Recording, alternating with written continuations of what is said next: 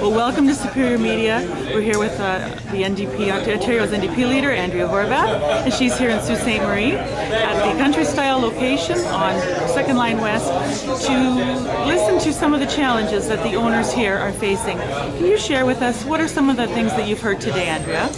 Well, as Lucy and Steve were sharing with me, it's frustrating for them as small business owners. They've done everything they can to get their bills down or to get their consumption down, let's put it that way.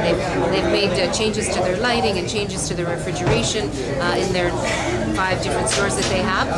And notwithstanding all of that effort, they're not able to see their bills go down. And this is very frustrating for business owners. When you make these kinds of improvements, the expectation is that you will get your return on investment because your bills will go down because your consumption's gone down. But of course, in Kathleen Wynne's Ontario, hydro just keeps going up and up and up, and people have reached a breaking point. Right.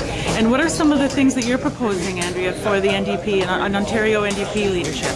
Well, I can tell you one of the things that we wouldn't do is what the Liberals have done, which is they're basically taking a broken system that they broke and they're stretching the cost of that system over the next generation. We found out very recently that in fact in their plan the bills are likely going to start skyrocketing again after a couple of years, and people just can't afford it. People cannot afford for their electricity to continue to go up.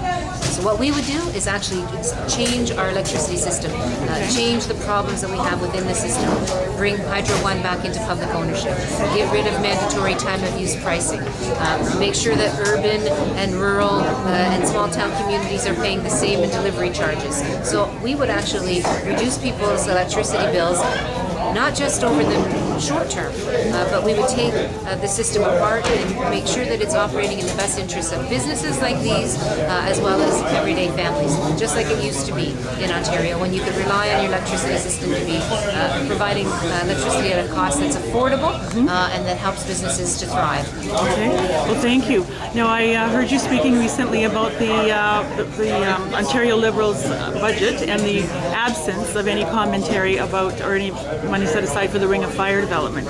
Would you like to share a little bit about that? Yeah, it was shocking to us as an MPP, as a leader that has MPPs from across Northern Ontario, to not see any mention whatsoever of the Ring of Fire in the budget. Everybody knows that the Ring of Fire brings a great deal of opportunity for jobs and investment throughout Northern Ontario. And the fact that this Liberal government, after years and years and years of promising to do something on the Ring of Fire, to have completely kept it out of their budget. No word of the $1 billion that they promised during the last election campaign. No word of any kind of commitment to Northerners around the Ring of Fire. It's shameful, and I think it shows the people of Northern Ontario just how much this government has forgotten their concerns. So an Ontario-led NDP government would invest in the Ring of Fire? Well, absolutely, and in fact it was the last campaign when we committed to that $1 billion without any strings attached. And after we made that commitment, then the Liberals made the commitment after us.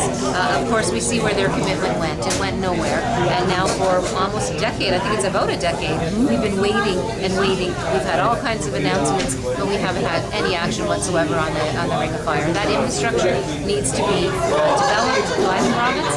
It needs to be developed in a way that as many communities as possible will see the benefits of the Ring of Fire. We need to get that control out of the ground and processed, importantly processed here in the north. Okay. Well, thank you very much for your time, Andrea. Wish you all the best going forward. Thank you.